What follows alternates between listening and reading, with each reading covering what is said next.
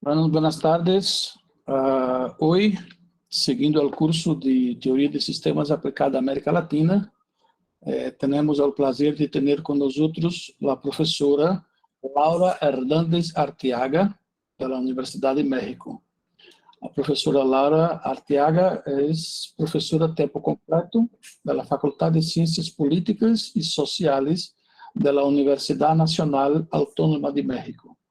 Es investigadora del Sistema Nacional de Investigadores Nivel 1 de México y ha hecho doctorado en Ciencias Políticas y Sociales con orientación en Ciencia Política en la UNAM, la Universidad de México. Profesora, muchísimas gracias por estar acá con nosotros. Bueno, la clase es tuya. Haga como le gusta y como le es común. Buenas tardes Bueno, pues, y gracias una vez más. Sí, buenas tardes. Agradezco la invitación para compartir parte de lo que trabajo yo tratando de aplicar a Luhmann, poner a prueba a Luhmann para poder observar la política mexicana. Lo que les preparé ahora de una u otra manera son como los contornos que me han seguido y que he estado repensando, sobre todo ahora que quiero hacer algo, analizar desde la gráfica de esta teoría, el gobierno de Andrés Manuel López Obrador.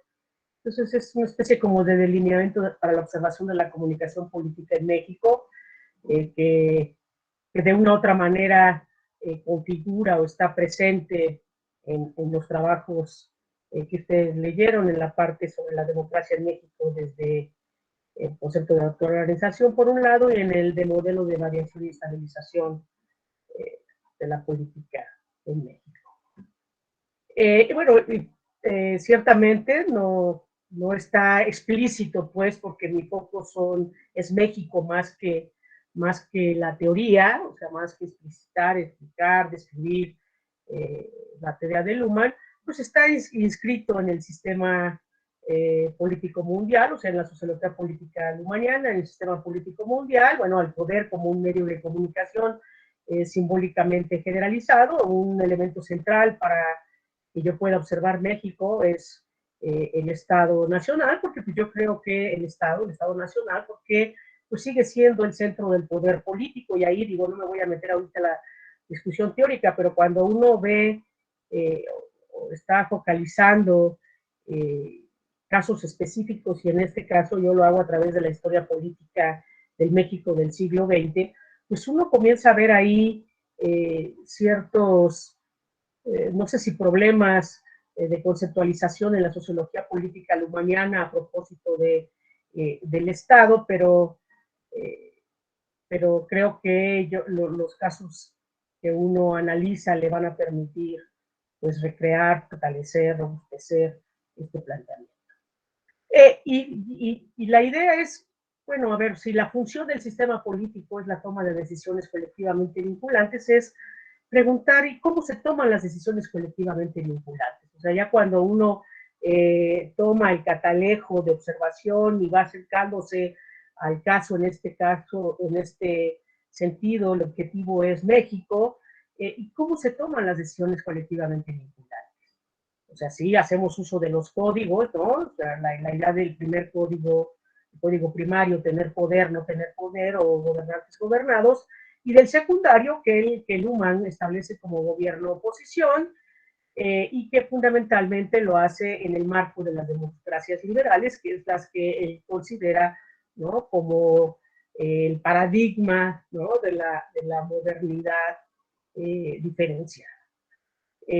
Aun cuando, como todos y cada uno de nosotros lo podemos observar, pues en el contexto del sistema político mundial, pues existen órdenes que no necesariamente son democráticos, y yo creo que en ese sentido es buscar un modelo o referentes que dentro de la propia teoría, ¿no?, que nos ocupa, podamos nosotros observar, dilucidar cómo operan este tipo de órdenes políticos autoritarios, autocráticos, ¿no? e incluso despóticos, como lo dice King en su libro. Y ahí, bueno, es identificar el tipo de organizaciones, instituciones, ¿no? Y por supuesto estructuras en la que uno pueda dar cuenta no solamente de cómo se configura o cómo emerge el orden político, ¿no? El sistema político, sino también la forma a través de la cual el ciudadano, el individuo, participa de esa toma de decisiones. Si es que participa, ya sea de manera horizontal, de manera vertical, en fin, esto es parte de lo que uno podría ver. Y para ello, yo tomo la distinción entre política, administración y público, porque creo que a partir de esta distinción que el propio Luhmann establece, sobre todo, lo establece en sus distintos trabajos, pero lo desarrolla o está planteado, ¿no? En esta aspiración de su libro de sociología política, de querer formular un modelo de análisis del sistema político, y pues creo que ahí da algunas líneas que a uno le pueden servir, pues para poder articular las redes conceptuales para observar en este caso, lo que a mí me interesa, que es México. ¿Y qué implica esa distinción? Pues la distinción entre, como la desarrolla él, aquí lo retomo a él, pero después lo articulo hacia mí. Pues está la administración, que es la esfera en la cual están presentes los programas que se ofertan desde la política por los partidos, pero realmente es quien concreta, ¿no? A través de políticas públicas, fundamentalmente, las decisiones colectivamente vinculadas. Todo esto quiere decir que conforme uno vaya focalizando más un caso o un cierto problema de la política mexicana o de la forma en que opera el gobierno mexicano en un periodo específico, pues uno tiene que ir también articulando como este tipo de administración, que para el caso mexicano es por supuesto el gobierno, ¿no? Somos un sistema presidencial y la administración pública, como lo vieron ustedes en los textos que planteo, pues ha ido transitando y configurándose de manera muy particular. Y la política que en este círculo que él establece, en esa diferenciación, la política implica no solamente la lucha por el poder, sino es la arena, ¿no? Constitutiva de generación del consenso y por supuesto también del disenso para dar de una u otra manera legitimidad a la toma de decisiones colectivamente.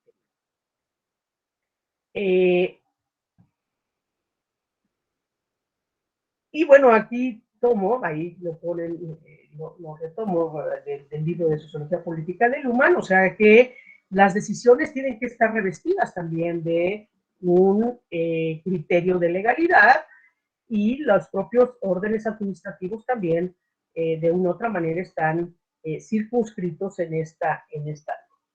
Y uno más es el rol del público, que también juega un papel relevante.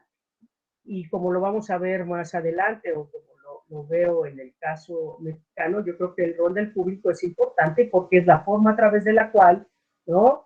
En los órdenes políticos, en el caso mexicano, cuando yo hablo del orden político autocrático, autoritario, o por otro lado, en el orden político democrático, pues el público, a través del ciudadano, el pueblo, ¿sí? De qué manera es incluido, es incorporado en el sistema político, pero en la toma de decisiones también. Lo vamos a, en el caso mexicano, como lo señalo, pues hay una forma muy particular que tiene que ver con el corporativismo, pero por otro lado, ya en el orden democrático, lo que nosotros vemos es, de una u otra manera, una especie de refuncionalización, no tanto del corporativismo per se, como se conoció en los años 30, 40, 50, 60, sino sobre todo mecanismos de una u otra manera informales de clientelismo, a través de los cuales también se opera la política contemporánea.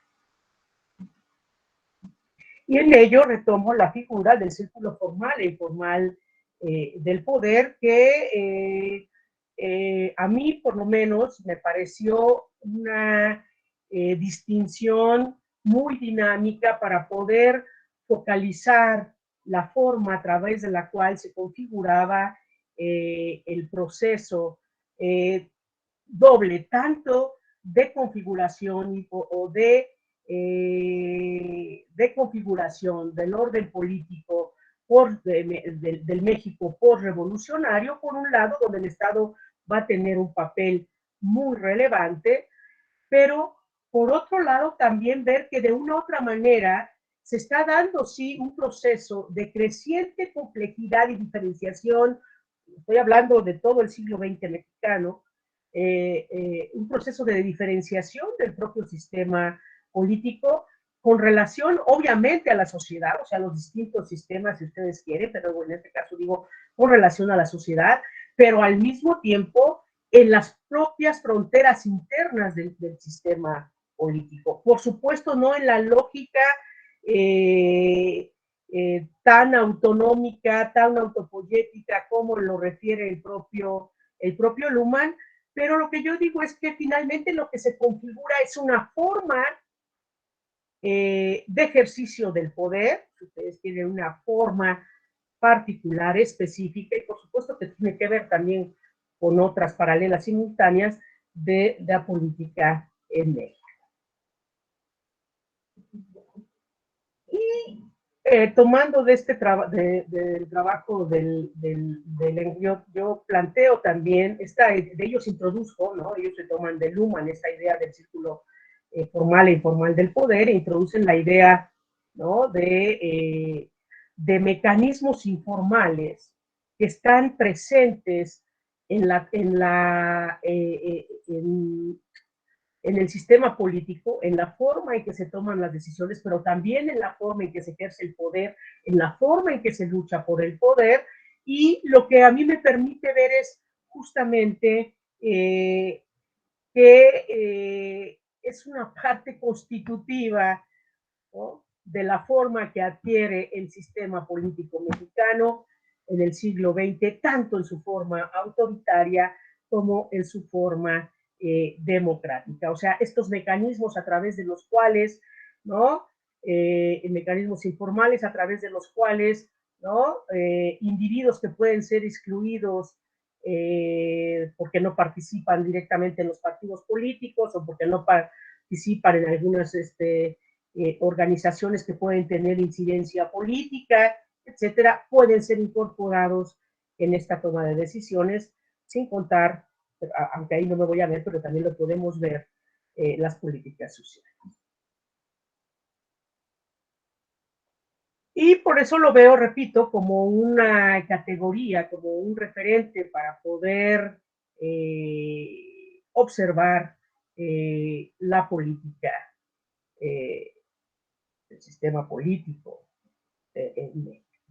Y yo creo que en este sentido, este modelo, como lo escribo ahí en esta diapositiva, nos permite ser justamente, ¿no?, una gran posibilidad de observar órdenes políticos en sociedades como la nuestra. Yo observo la sociedad mexicana, o sea, hago una especie de observación, ¿no?, histórica o política de la sociedad mexicana que me permita dar cuenta de cómo se ha configurado, ¿no?, el sistema político, cómo han confluido los actores, cómo, en fin.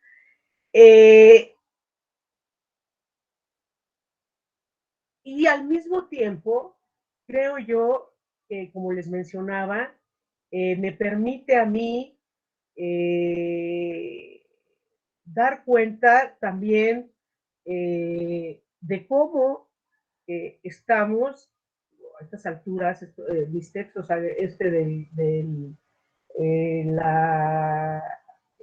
la democracia en México desde la perspectiva de la autoorganización es del 2006 y 2007, si no me falla la memoria, pues ha sido un proceso también a través del cual, ¿no?, uno ha ido apropiándose de la teoría, pero lo cierto es que a mí lo que me permite este ejercicio, los trabajos que he hecho, es constatar la gran potencialidad, la gran capacidad explicativa que tiene, ¿no?, la teoría de los sistemas sociales y sobre todo la sociología política luhmanniana para observar, en este caso,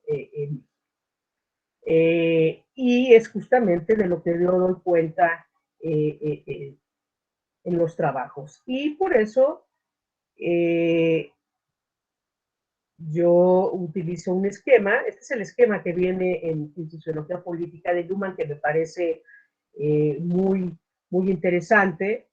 Yo me inspiro más en el de Lang y Elliot, pero todo como lo pueden ver ustedes, espero que lo vean, yo creo que puede, incluso a la luz de las relecturas que uno hace, podríamos perfeccionarlo, pero a mí me permite dar cuenta, ¿no?, que México, las sociedades donde el Estado de América Latina, pero por supuesto la sociedad mexicana, si bien comparten y pueden ser observadas desde la perspectiva del sistema de la política mundial, tienen configuraciones particulares, porque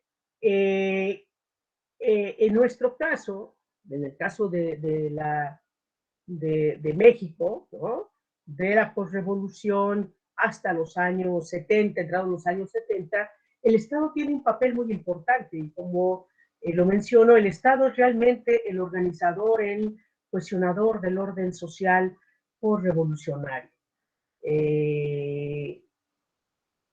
De ello da cuenta no solamente la propia Constitución política de los Estados Unidos mexicanos en los artículos fundamentales, sino por otro lado también el papel tan relevante que va a tener el Estado en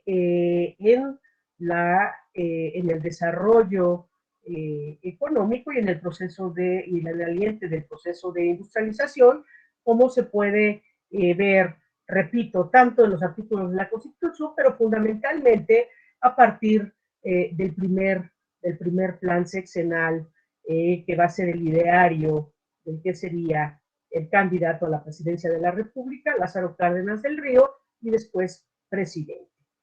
Y esto va a ser algo que va a predominar hasta los años 70, fundamental. ¿Y qué veo en el esquema? En el esquema lo que yo veo de este modelo es justamente cómo hay una configuración relevante del Estado, pero al mismo tiempo me permite a mí ver que si yo tomo la distinción entre política, administración y público, lo que yo tengo en términos de la administración, o sea, entendido como el gobierno fundamentalmente, es un gobierno, o sea, un poder ejecutivo, un sistema presidencial, donde el poder presidencial se va a superponer por encima de los otros poderes. Pero no solamente por encima del poder legislativo y del poder judicial, estarían en el ámbito, si ustedes quieren, de este elíptico de la administración, sino que esto al mismo tiempo, por la propia configuración de la sociedad postrevolucionaria, hay una debilidad, ¿no?, de los sectores sociales, sobre todo del sector campesino. Tan es así que, por ejemplo, cuando durante el gobierno de Lázaro Cárdenas se recupera la organización y la movilización social que existe en el México de la época, donde es el sector obrero, ¿no?, que va a concretarse con la configuración, con la conformación de la Confederación de Trabajadores de México en 1936, lo que nosotros vamos a ver cómo es que la organización que va campesina, que es la Confederación Nacional Campesina, finalmente surge casi a título o a iniciativa, ¿no?, del propio poder presidencial. O sea, hay en el México de la época y de un periodo todavía elementos que no nos hablan de la posibilidad, ¿no? De la existencia de un público en términos de un público, de un ciudadano que participa de la cosa pública, de la toma de decisiones, porque paulatinamente, como lo pudieron leer en los textos, de una u otra manera son colonizados, subsumidos por el propio partido en el poder. ¿No? En 1938 el partido de la Revolución Mexicana, que en el 29 fue Partido Nacional Revolucionario, en el 38 es replanteado, ¿no?, por Cárdenas, y es el Partido de la Revolución Mexicana, y se integra por los distintos sectores organizados de la sociedad, los obreros fundamentalmente por los CTM, los campesinos por la CNC, el sector popular, que son los sectores de la burocracia, los profesionales, y que en el 43 se configuraría como la Confederación Nacional de Organizaciones Populares. Esto es algo no.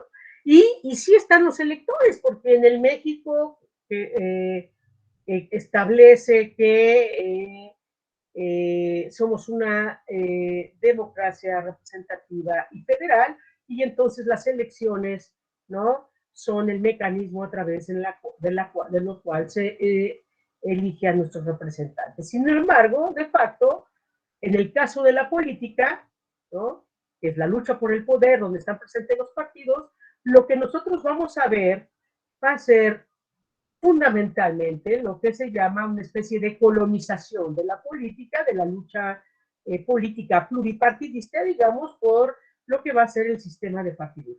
O sea, sí existen partidos políticos.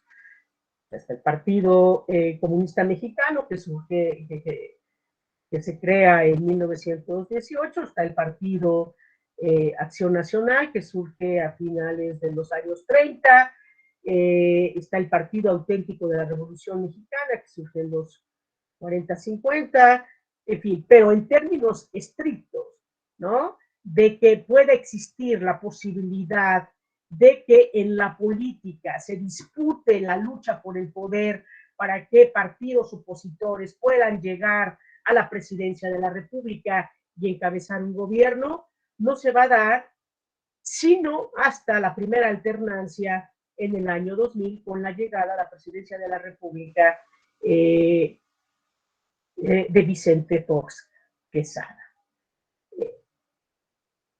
Claro, no quiere decir, y por eso esta figura, ¿no?, de los mecanismos informales del poder me resulta interesante, porque es lo que permite ver la riqueza, doy cuenta en el trabajo sobre la democracia en México, de movimientos que, si bien no se generan propiamente dicho en el entorno interno del sistema político, y se genera, ¿no?, en el entorno externo, o sea, en algunos otros sistemas o en la sociedad, sin embargo, son parte importante para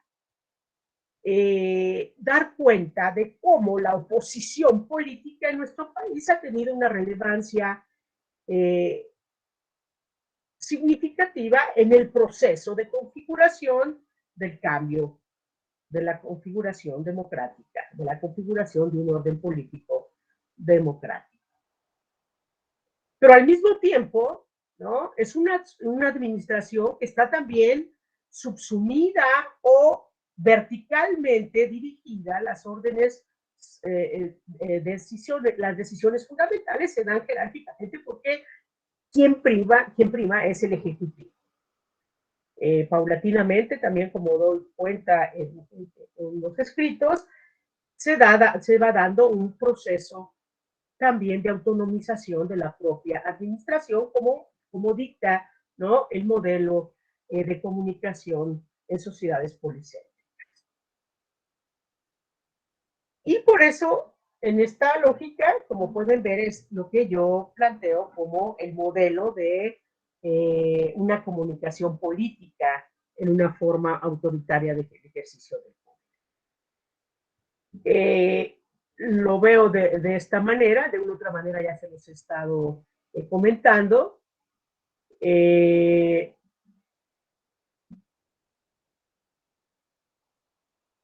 Y por supuesto, ¿no? En el modelo uno lo ve de esta manera, pero la historia, y recurrir a la configuración, al proceso coevolutivo a través del cual estas formas se fueron desplegando, cómo se fueron configurando, pero al mismo tiempo cómo fueron emergiendo otras que dieron la posibilidad de una forma democrática del ejercicio del poder, pero con el andamiaje, obviamente, yo en ocasiones, para efectos expositivos, cuando les comento a mis estudiantes, les digo, es como el sello de agua, o sea, finalmente cuando yo estoy narrando, ¿no? En mis textos, tengo como sello de agua y como notas a pie de página la teoría, pero porque yo estoy tratando de observar con con estas distinciones, con esta teoría, cómo se ha configurado las formas de ejercicio del poder y de la toma de decisiones en el México del siglo XX. Y bueno, después, ¿no? La narrativa, sobre todo a partir de los años 70, se va configurando el proceso de democratización en nuestro país, que, y lo hago acá como una nota, si quieren, entre paréntesis, o sea, hay un debate de si la vía de la democratización en nuestro país fue exclusivamente por la vía electoral, y no se articuló por otras vías. Y lo que yo creo que permite, ¿no? Una observación de la configuración de los procesos coevolutivos que nos permiten observar el tránsito de una forma de ejercicio autoritario del poder a una forma de ejercicio democrático, lo que nos permite ver es que sí, es cierto, en términos de la propia diferenciación y complejización interna del sistema político en México, una vez diferenciado, las elecciones, los procesos electorales, el sistema de lo contencioso electoral, etcétera, el surgimiento del Instituto Federal Electoral como parte del proceso de ciudadanización de las elecciones y de la lucha y el debate por el poder, se dio de esta manera. Pero sin embargo, yo creo que en ese sentido el trabajo sobre la configuración de la democracia en México desde el Código Gobierno-Oposición permite dar cuenta de ello. Esto viene también, ¿no? Desde los movimientos sociales, desde los conflictos sociales, desde las demandas sociales no satisfechas, desde aquellos sectores que no se sentían incluidos, ¿no? En las decisiones políticas, políticas, y obviamente están empujando. Por eso esta idea del código que hago a lo largo de todo el siglo XX, del código de gobierno-oposición y de estas distinciones que hago de la oposición, yo creo que dan cuenta de ello. O sea, a nivel del sistema político, efectivamente pareciera que todo se da en esta lógica electoral. Bueno, por supuesto, aquellos que ven al sistema político exclusivamente como una lucha por el poder, o sea, como Luhmann lo estaría perfilando a nivel del momento de la distinción de la política, pero no ven que es mucho más amplio, y en ese sentido incluso nos permite, ¿no? Dar una posibilidad analítica y explicativa diferente a la meramente electoral. O sea, hay quienes ahora incluso dicen, no, es que ya no podemos explicar lo que está sucediendo hoy en la política mexicana exclusivamente a través de las elecciones, y entonces hay una especie también como de desmotivación, no sé si de disolución, pero de desmotivación, como de tenemos que buscar otros asideros teóricos que nos permitan dar cuenta, ¿no?, de lo que está aconteciendo en el México político contemporáneo. Bueno, yo creo que un instrumental teórico, analítico, como el que nos permite la teoría política de la sociedad, pero en especial general toda la sociología política lumaniana, pues permite ¿no? Tener una visión de un alcance superior, o sea, de segundo orden. Y bueno, para darles la palabra a ustedes, porque pues, es un poco la idea de que podamos intercambiar y discutir, yo creo que la distinción seleccionada, ¿no?, para observar la comunicación política en México es heurísticamente muy dinámica, es mucho más dinámica de lo que uno se imagina cuando comienza, ¿no?, a seleccionar qué tipo de distinciones nos pueden ayudar a ver la configuración, ¿no?, y la distinción del sistema político mexicano en sus entornos internos y la forma en la cual ha transitado de una forma de ejercicio autoritario a una democrática, porque yo creo, y ahí permite una ventana de oportunidad también para teorizar. Por supuesto, yo no estoy en esta dinámica, a mí me interesa más México, pero no impide que uno pueda trazar, ¿no?, elementos clínicos que, por cierto, también ya están emergiendo dentro de esta propia teoría, para perfilar que hay otros órdenes políticos. O sea, no es solamente la democracia liberal, aún dentro de la democracia liberal, en la que de una u otra manera pareciera que también está configurada el propio México. O sea, uno lee la constitución política de los estados políticos mexicanos, e incluso nuestra propia relación con los Estados Unidos, también de una u otra manera pareciera que nos coacciona a ello, pero tenemos una configuración específica que no es precisamente una democracia liberal con una densidad institucional donde reina un Estado de Derecho. Al contrario, tenemos ahí una serie de elementos que están más propiamente del lado de la otra distinción, del círculo informal del poder, donde está no solamente el clientelismo, estuvo el corporativismo, los poderes fácticos, bueno, ahora el problema del crimen organizado y la forma a través de la cual las propias autoridades se entrelazan, ¿no?, con el crimen. Pero bueno, eso es otro asunto, pero en una dimensión macro uno podría también irlos perfilando, pero bueno, es como casi como un proyecto, un programa de investigación que uno delinea con este tipo de elementos.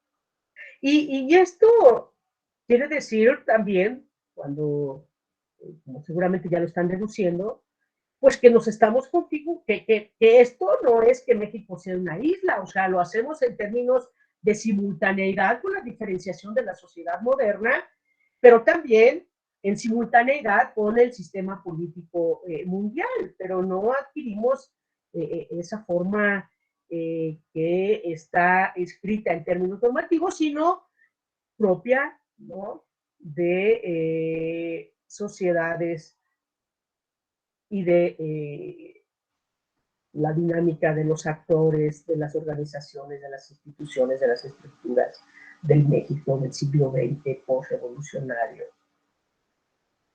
Pues eso es, de manera sucinta. Déjenme terminar.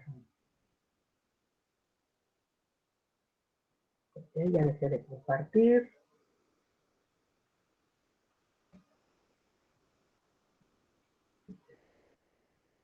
Pues ahí está.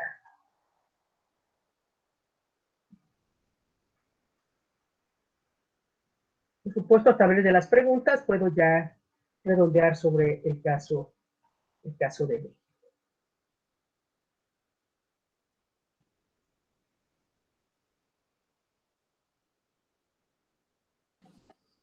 Bueno, sí,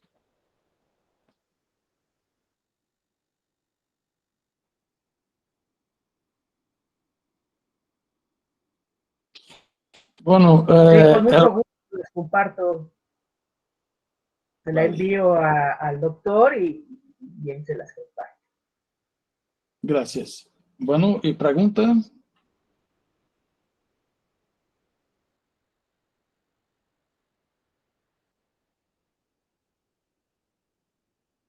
Por favor, Londono. Sí, hola profesora, muchas gracias por su presentación. Y una pregunta sobre este tema, a ver si lo logro expresar bien. Luhmann plantea esta dicotomía, digamos, entre gobierno y oposición, ¿no?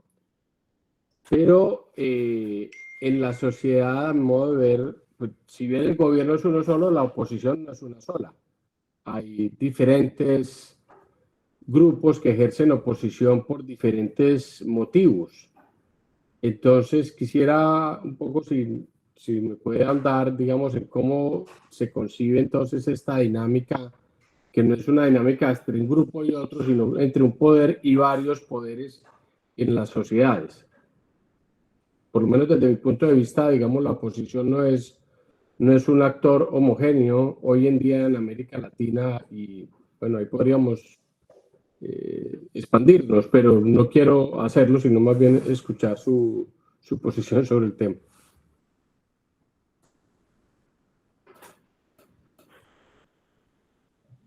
¿Puedo? ¿Sí? Sí, Ah, sí, ok. claro. Sí, es muy interesante porque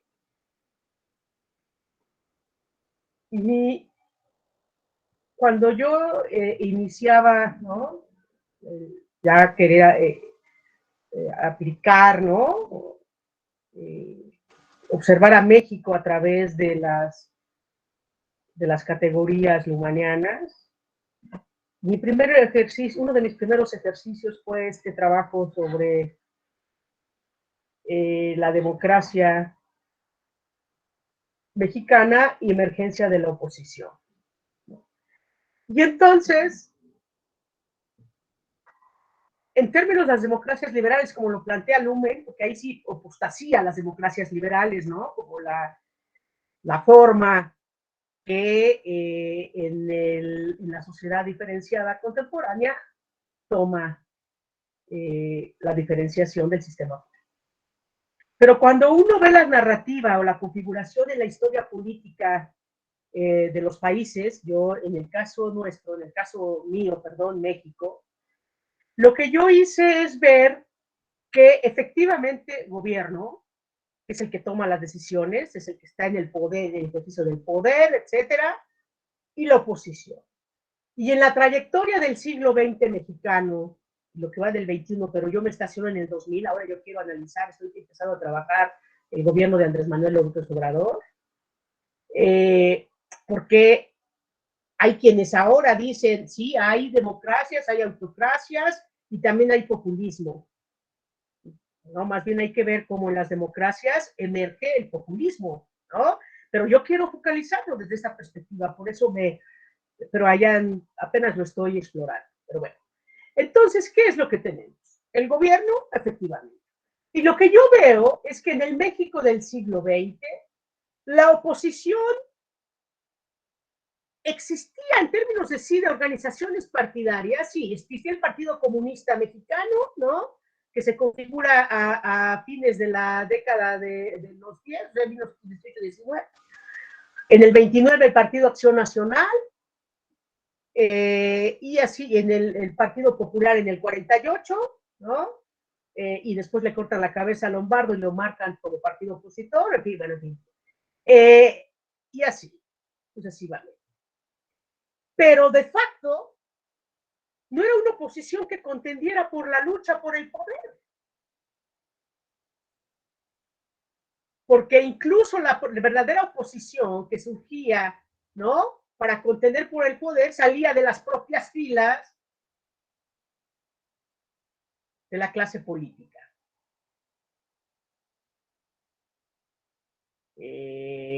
Enríquez Guzmán, Padilla, el propio Vasconcelos, en fin. Pero por otro lado, eso no quiere decir que solo existiera la oposición integrada, organizada en partidos políticos. Existía también la oposición de ciertas agrupaciones, al sinarquismo, por ejemplo, o sea, una oposición que podemos distinguir de derecha e izquierda, derecha moderada, derecha radical, izquierda, izquierda moderada, izquierda radical, y que están latentes, que están ahí, ¿no? En el entorno del sistema político, demandando la posibilidad de participar de la toma de decisiones, pero la propia configuración del ejercicio del poder impedía los mecanismos institucionales para que se incorporaran en este juego político. Por ejemplo, estoy pensando en el movimiento que detonaría o que desembocaría en la guerrilla tanto de Lucio Cabañas como de Genaro Vázquez. O sea, ellos participaron a través de en las contiendas políticas para la gubernatura del estado de Guerrero, pero se los impedían. Y lo mismo sucede ahora. ¿Pero qué quiere decir esto? Digo, en este caso lo configuramos así. ¿Qué quiere decir? Que la forma a través de la cual finalmente en el círculo oficial o formal del poder se participa en la política para llegar al gobierno es a través de los partidos políticos, ¿no? Porque incluso, por ejemplo, en el caso de México, aquellos empresarios que, ¿no?, ya frente a ciertas decisiones del poder presidencial consideraban que sus intereses estaban siendo amenazados, digámoslo de esa manera, y que participaban a nivel de ciertas movilizaciones sociales o de asociaciones civiles, se deslizaron hacia los partidos políticos, al Partido Acción Nacional, lo que a principios son el primer quinquenio de los años 80 se llamó el neopanismo, y entonces ahí comienzan a perfilar la posibilidad de participar de la toma de decisiones, obviamente con su propia visión del mundo. Entonces, creo que eso es parte, creo yo, por eso me parece la pregunta, digo, lo refiero al caso mexicano, pero me parece muy importante, porque quiere decir que en la reflexión teórica para nutrir la forma en que se configuran los sistemas políticos en el entorno del sistema político mundial, órdenes políticos democráticos, autoritarios, autocráticos, uno tiene que dar cuenta, incluso en el democrático, tiene que dar cuenta de este tipo de expresiones que surgen de la sociedad, que se posicionan como público, pero fundamentalmente a través de la opinión pública, ¿no? Y que tiene que recogerlos los propios mecanismos de las decisiones institucionales. Porque, por ejemplo, ahora, digo, yo me quedé en el 2000, pues, pero ahora para poder yo observar, analizar y explicar cómo funciona todo esto que estoy delineando en el gobierno de Andrés Manuel López Obrador, pues yo también tengo que tomar en cuenta el papel que tienen las redes sociales, por ejemplo. O sea, son mecanismos de comunicación que se están utilizando. Claro, tenemos que ver, ¿no?, si efectivamente esto que se está generando en los medios masivos de comunicación, en las redes sociales, efectivamente impacta para que se tomen decisiones colectivamente vinculantes o no. O sea, y ahí, por ejemplo, es importante también bajar, construir, para el caso de México, cómo trata Luhmann el problema de la opinión pública, porque él dice, o sea, no todos los temas y las opiniones, ¿no?, que se posicionan en la opinión pública se traducen, ¿no?, en decisiones, con esta distinción que él hace entre las reglas de atención y las reglas de decisión, ¿no? O sea, un escándalo político sí puede tener un impacto de tal manera que pueda significarle que el contendiente no gane. Estoy pensando, por ejemplo, en el 2000, ¿no?, cuando Andrés Manuel López Obrador se le ocurre decir, cállate, chachalaca, ¿no? Y el Calla Chachalaca tuvo un impacto en los electores porque entonces no les significó el triunfo a la presidencia. Y por otras razones, que no es el caso, llegará hacia el 2018. Pero en ese sentido es importante porque quiere decir que hay que robustecer, hay que ver con esa mirada, nutrir la teoría, lo que yo podría llamar la teoría política sistémica de la democracia.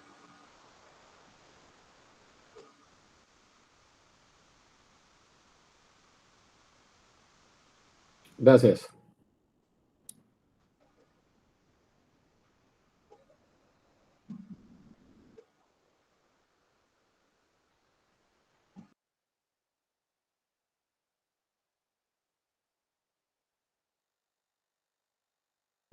¿Alguien más?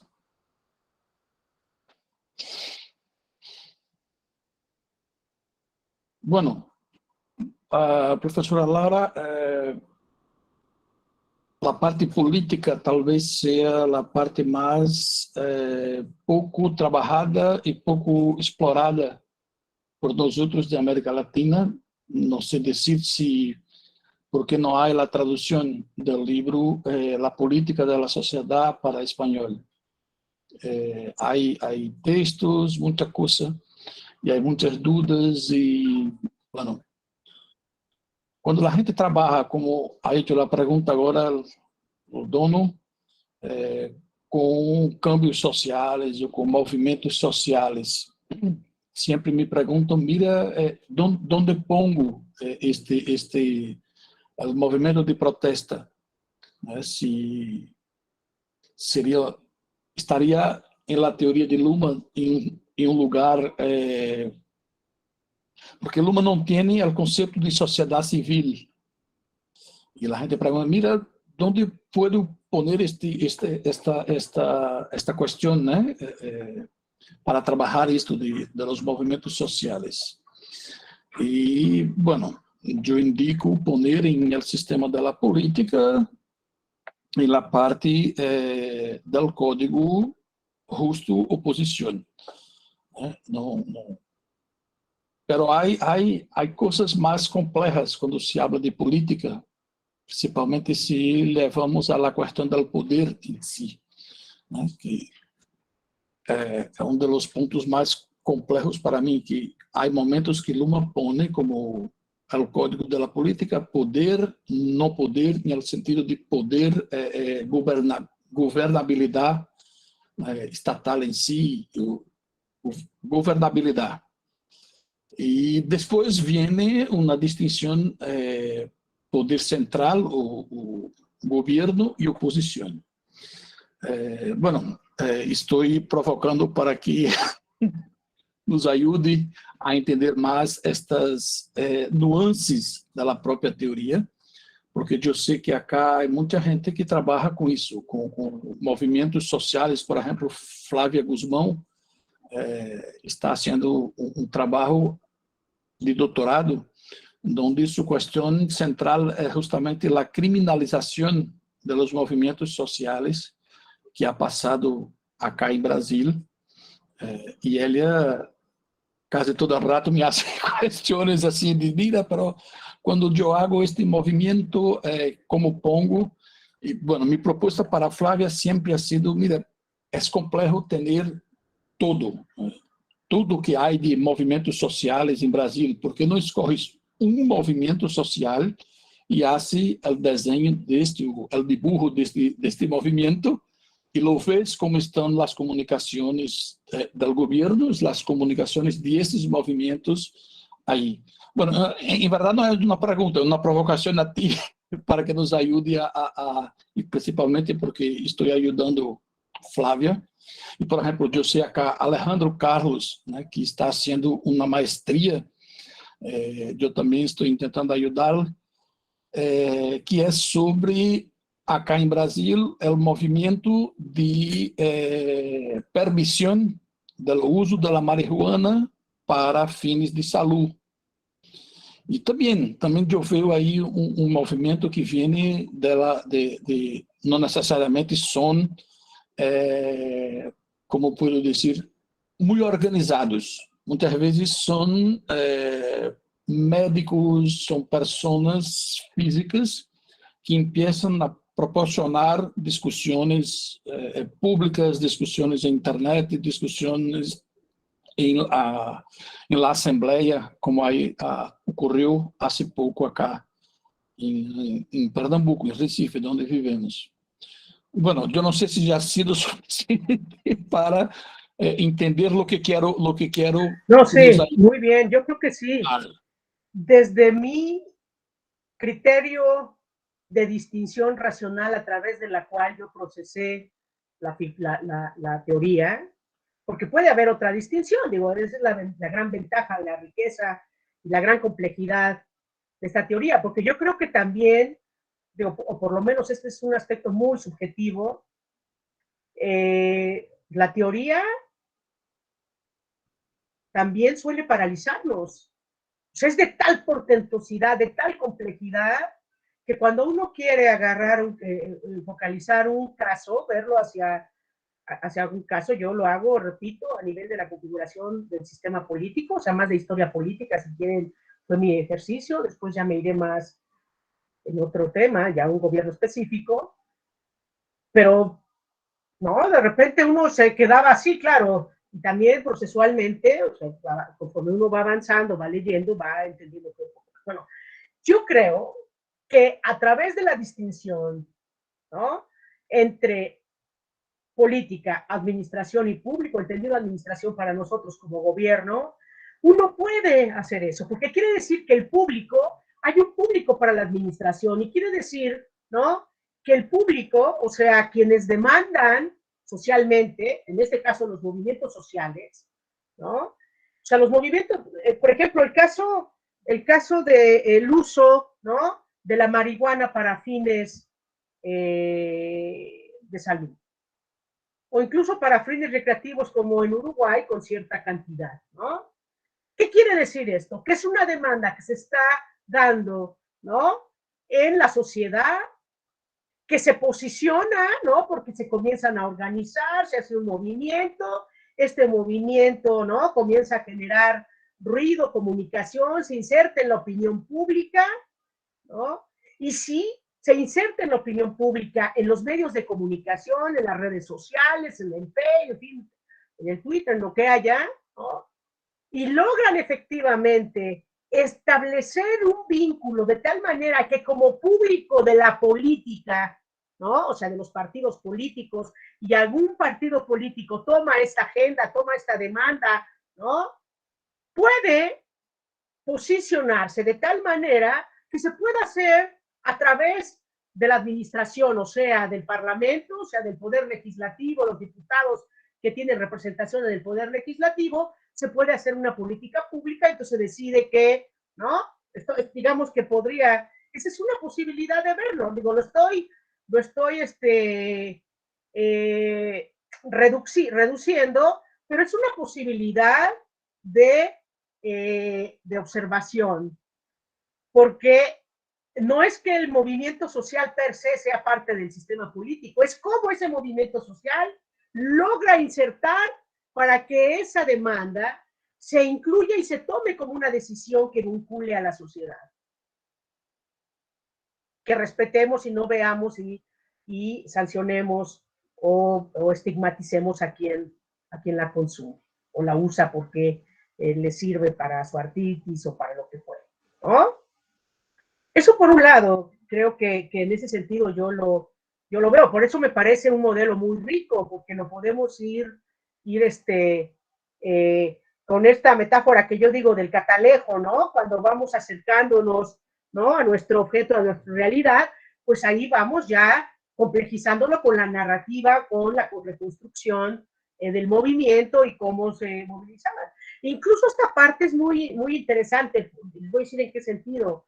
Cuando yo releía los capítulos sobre opinión pública, sobre esfera pública, opinión pública y sociedad civil, de facticidad y validez de Luhmann, perdón, de Habermas de una u otra manera lo está articulando ahí, o sea, finalmente, o más allá de su formulación de la democracia deliberativa, él dice, los temas que se están posicionando por la opinión pública, si se pone realista político, o sea, ya no es algo que se posicione en la opinión pública que puede ser republicana, no, es, pues para que se pueda concretar en una decisión, dice él, se tiene que hacer esos temas que logran las asociaciones civiles, la sociedad civil, y lo hace a través de las instituciones gubernamentales del Parlamento, y entonces logran articular, ¿no?, en una discusión en el Parlamento una posible decisión, o sea, una política pública.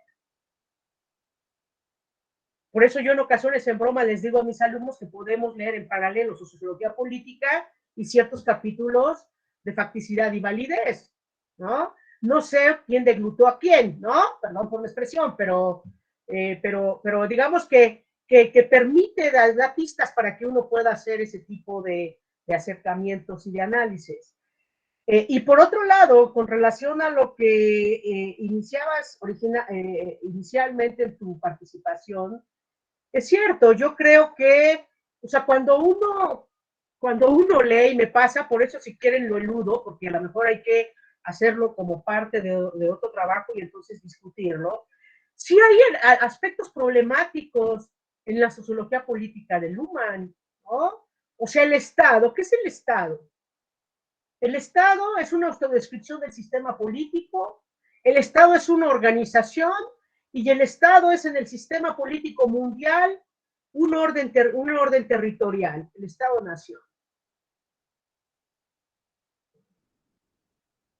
Y lo que nosotros vemos cotidianamente, digo, es un decir, pues no es que lo veamos, pues, pero por lo menos lo experimentamos, es el Estado territorial, pero el Estado territorial es el Estado en México, en donde funcionan todo esto que estoy señalando en el modelo. O sea, porque mentira que si efectivamente hay una legislación, un derecho mundial, una serie de legislaciones que mandatan, que vinculan, que obligan al Estado mexicano a que les lleve a cabo, pero puede decidir Andrés Manuel no hacerlo. Entonces quiere decir que sí hay algo que permite que los estados tomen sus propias decisiones en el marco del sistema mundial. Entonces yo creo que esta parte sí hay que releerla, enriquecerla, problematizarla, y creo que los estudios de caso permiten justamente ello, como en el caso de decir, pues, o sea, sí, o sea, la democracia liberal es el orden normativo, ¿no? En Estados Unidos, las grandes potencias, en fin, pero sin embargo no es lo que vivimos en México en el siglo XX. Digo, es relativamente reciente. Ahora no sé qué va a pasar con Andrés Manuel, por eso lo quiero estudiar. Si efectivamente vamos a torpedear el estilo del poder presidencial, ¿no? Y la centralización aparente centralización del poder por Andrés Manuel efectivamente puede quebrantar una serie de instituciones autónomas que se generaron a lo largo de este proceso de democratización en los últimos 30, 40 años y que han servido fundamentalmente para limitar el ejercicio, ¿no? O la superposición autoritaria del ejercicio presidencial, o no, pero en fin. Pues esto podría decir a propósito de lo que me comentas.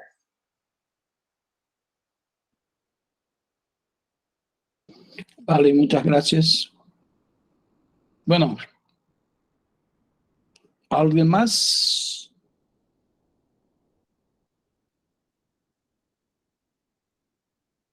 Sí, otra cosa, y sí, a lo mejor es muy subjetivo, pero cuando digo subjetivo me refiero, digo, ahora es cada vez más está haciéndose, ¿no?, trabajos que aplican, que contrastan, que ponen a prueba la teoría de los sistemas sociales. O sea, ha sido muy rico. De hecho, América Latina fue, ¿no?, la región que primero lo hizo, ¿no? O sea, desde los años 90 se empezaron algunos ejercicios, en Estados Unidos es muy poco, ahí va más compararlo con otro tipo de autores, desde los postestructuralistas, en fin, o verlo desde la lógica de la posmodernidad, de los teóricos posmodernos. En Alemania también es relativamente reciente, pues, digo, pero esto es lo que permite fortalecer la teoría, robustecerla, verla, ¿no? Un poco en la lógica de los programas de investigación de la CATOS, poner a prueba las hipótesis auxiliares, en fin. Pero también es interesante porque como no era tan generalizado, hacerlo también nos ponía en una ínsula, ¿no? O sea, es en serio, ¿no? O sea, escuchaba yo a Marco Estrada, ¿no? En su brillante exposición el sábado, y él lo decía en otro sentido, él lo decía, bueno, pues decir esto como es muy realista políticamente dicho, no son mis palabras, pues, pero no, pues no les, a quienes no les gusta, ¿no? Pero es una ínsula, entonces lo ves, entonces, pues es que tú lo que haces es, ¿no? Repensar el México, el sistema político contemporáneo con otras categorías, y eso es lo que quiero decir, porque tiene una capacidad analítica de más largo alcance, de una dimensión de segundo orden, que otros estudios no tienen, no porque estén mal, porque finalmente también nos nutrimos de ellos para poder observar con esta teoría cómo se están configurando, pero sí es interesante. Y cuando yo estoy con colegas sociólogos, bueno, ya no me pasa, pero cuando hace como unos 8, 10 años o menos, y nada más decía que era politóloga, entonces ya no me escuchaban, ¿no? Pero en fin.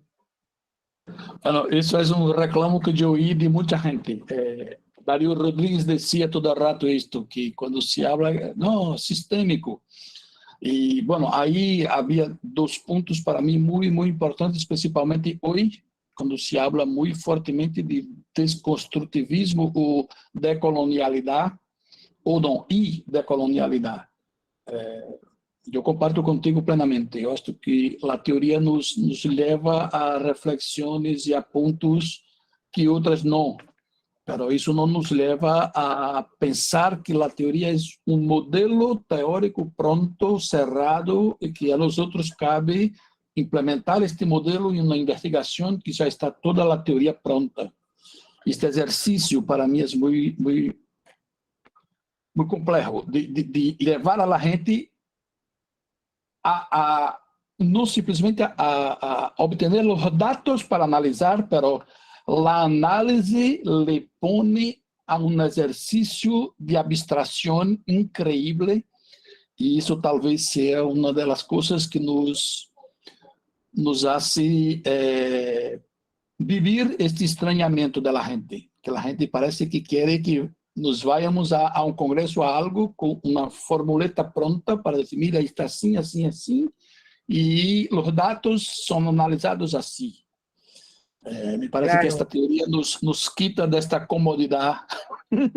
Claro, E, bueno, há um prazer, mas também há claro, un cansaço desafío. muito grande, um desafio increíble. Porque lo que yo quiero, digo, o sea, es muy ambicioso y tiene que ser parte de un equipo de investigación, pero lo que yo quiero formular es un modelo de análisis para el sistema político en México.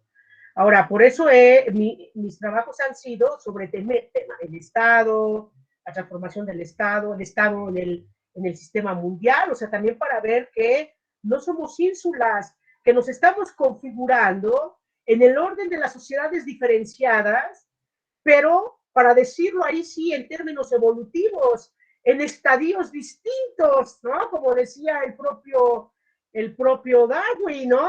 Y como el propio Luhmann lo dice en su capítulo sobre la evolución, ¿no? De la sociedad a la sociedad. Entonces, eso por un lado.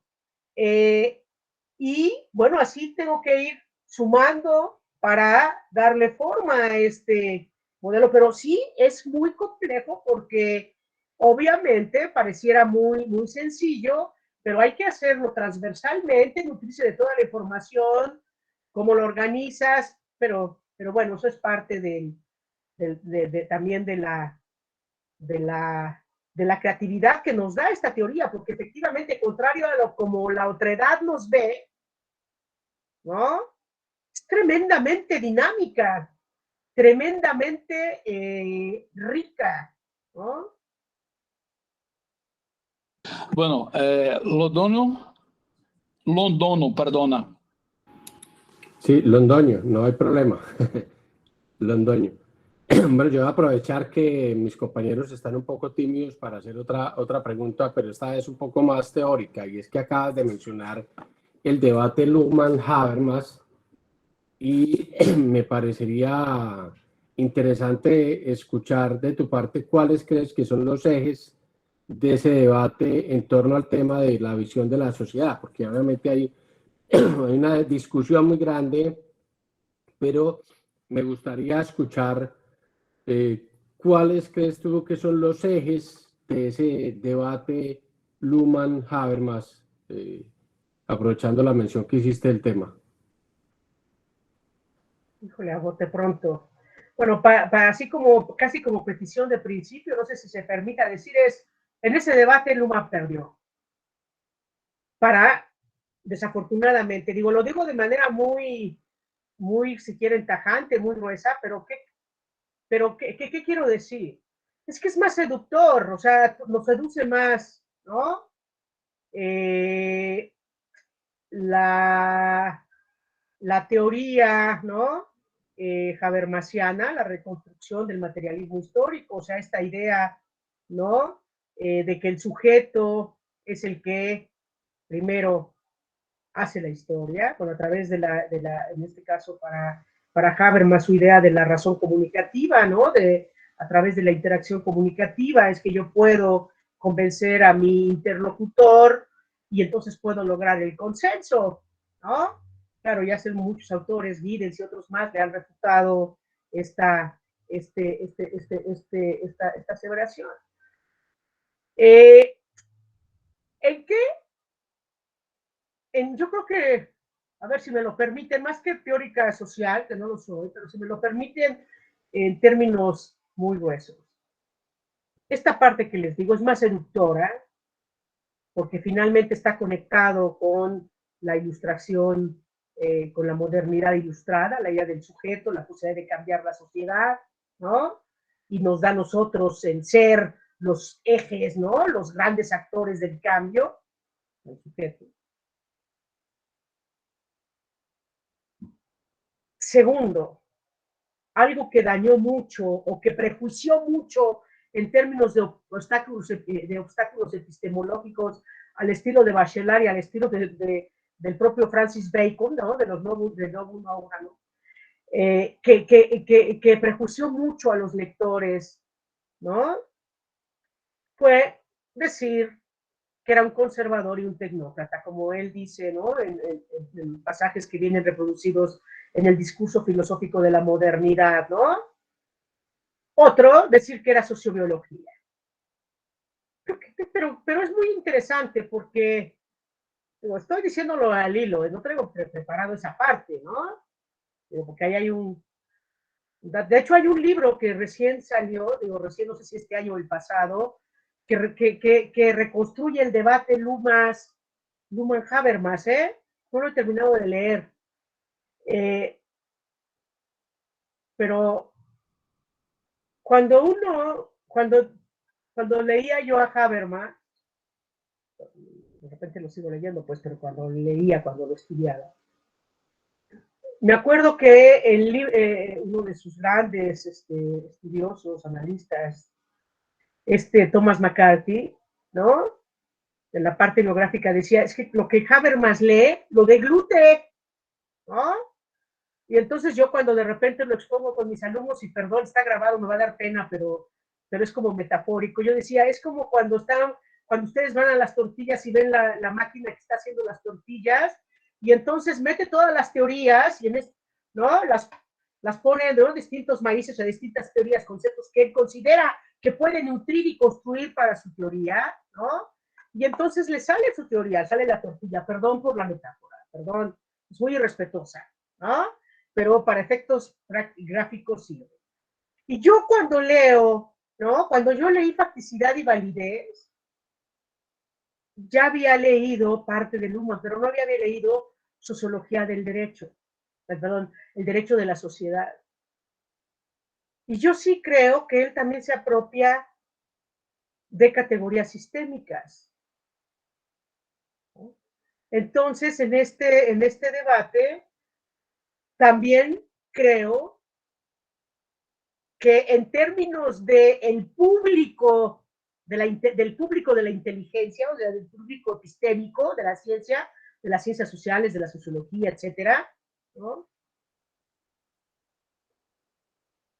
Resulta más competente, les parece más competente, ¿no?, la teoría habermasiana, pero el propio Habermas parece rendirle tributo en ciertos aspectos que teoriza a Luhmann. Así lo podría decir. Dicho al vuelo, pues, porque tengo que traerme los libros, recuperar, y entonces exponerlo, verlo, ¿no? Pero no lo traía preparado así. Bueno, yo comparto enteramente contigo, incluso, bueno, en un libro que yo he escrito, yo digo, por ejemplo, mi doctorado ha sido sobre la teoría de Habermas, y yo la aplicaba para observar las comunicaciones o la ética del discurso en audiencias judiciales para hacer acuerdos judiciales. Y bueno, yo escribo por qué he dejado de trabajar con Habermas. Les confieso, también sé que está a grabar, pero lo que digo no tiene tanta importancia, por eso me siento muy tranquilo para decir. Me ha llamado mucha atención muchos autores que yo leía, por ejemplo, a los autores de fenomenología, autores de Mead, el propio Mead, el propio Goffman. Cuando yo leí el propio autor, me parecía un autor totalmente distinto del autor que Habermas citaba en su libro. O sea, exactamente lo que has dicho. Parece que ele hace uma confecção de lo que le interessa para destroçar os autores. E assim lo hace.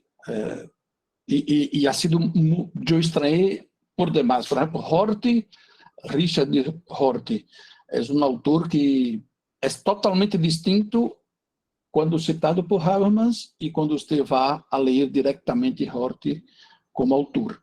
Eu diria que passa o mesmo com Luhmann, né? Eu tenho este livro, incluso há na internet, este livro de Habermas, Lógica das Ciências Sociais, está disponível na internet, se pode ser.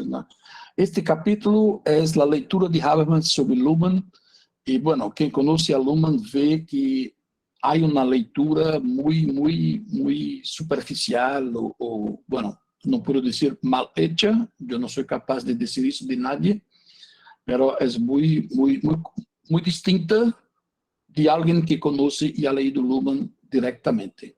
Mira que eu não he leído Luhmann em alemão, eu he leído Luhmann a partir de los textos em inglês, italiano e espanhol.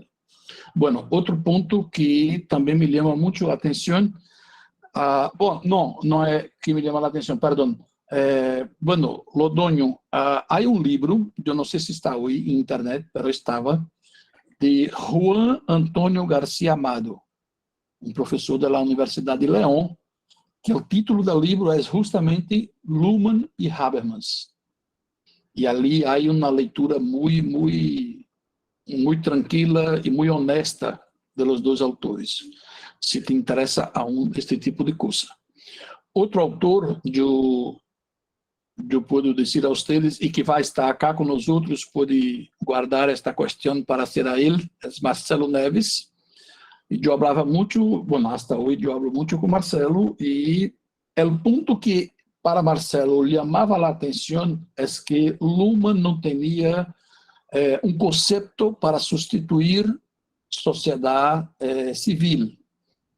Esta parte da participação da gente em la comunicação, a parte do ser individual trabalhando na sociedade, desenvolvendo uma sociedade, como ha hecho acá a professora, como ha dicho a professora Laura há pouco.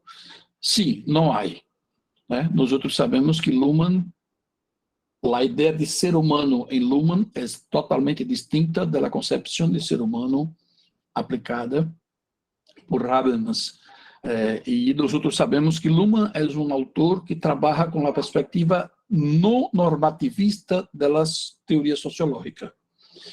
Y Habermas parte de la idea que sí, la comunicación, hay una ética comunicativa. Y esta ética del discurso hace con que Habermas tenga sus preceptos, su forma para... Mira, una acción comunicativa es una acción de este tipo. Y ele tem, sim, um modelo de ética discursiva. Isto não interessa para nada a Luhmann. Este ponto de uma ética discursiva para Luhmann não tem lugar, tem lugar em uma filosofia, mas não em uma teoria social. Porque a comunicação é a comunicação como viene a comunicação, e não partir de uma ética para hacer una clasificación de una comunicación justa, injusta, buena, mala, con suceso, sin suceso. Esto para Luhmann no tiene lugar en una teoría social. Yo diría que ahí están los dos puntos. Otro, Habermas escribe, yo no sé si está en la tercera o la cuarta página del libro, Habermas escribe textualmente: yo parto de una teoría sociológica del individualismo metodológico. La teoría de la acción para Habermas es la fuente principal de una teoría sociológica. Y Luhmann no. Luhmann parte de la teoría de sistemas. Y ahí el sitio o donde ubicar el ser humano, como Luhmann escribe, concreto, es muy distinto. ¿Ya? Entonces, la idea de comunicación, yo diría, para Habermas es una cosa y para Luhmann es otra muy distinta en este aspecto. Bueno, yo diría eso. Hay este libro, si quieres, puedo poner acá, Juan Antonio García Amado.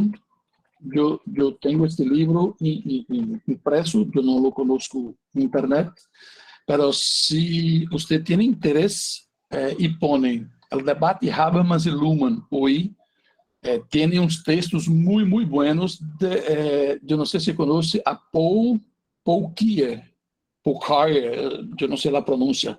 Él es, yo no me recuerdo, ha sacado un texto hace poco, yo voy a intentar ubicar, localizar el texto y pongo acá el link. Un rato. Bueno, profesora, perdón, hablar más que debía. No, está bien. Creo que el de García Amado sí lo he visto en la red en PDF. Y luego le paso al profesor Artur, el que les comento. Yo soy amigo de Juan Antonio, le puedo preguntar. Muy bien. Sí.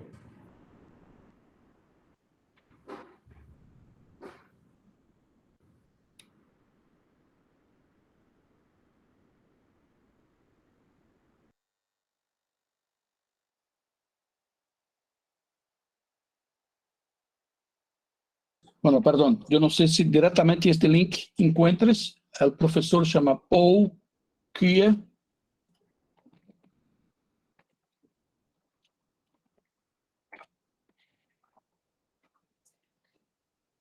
Bueno, ahí está, la escrita correcta de su nombre.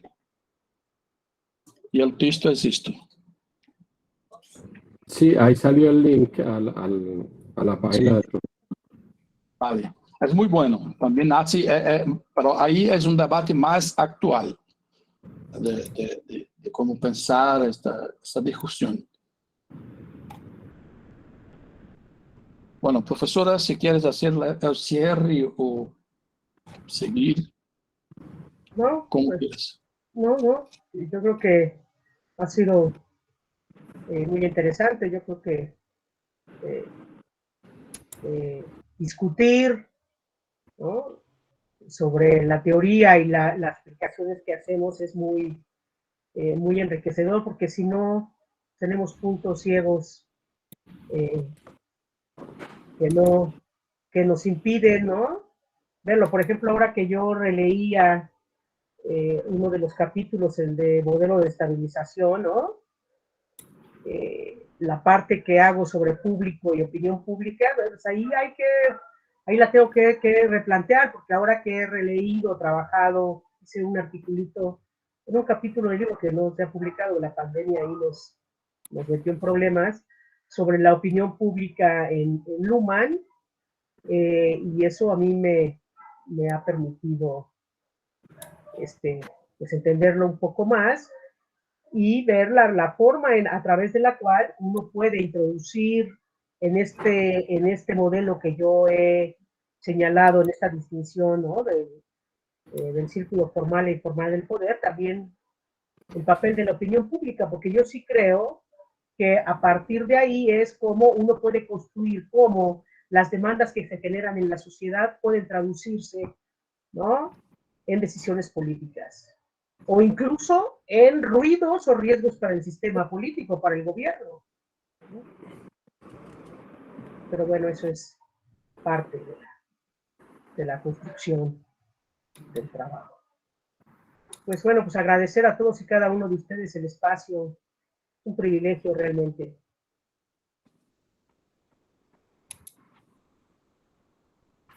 Muchas gracias. Muchas gracias. Bueno, pues los dejo para que sigan con su curso. Y bueno, vuelvo a agradecer.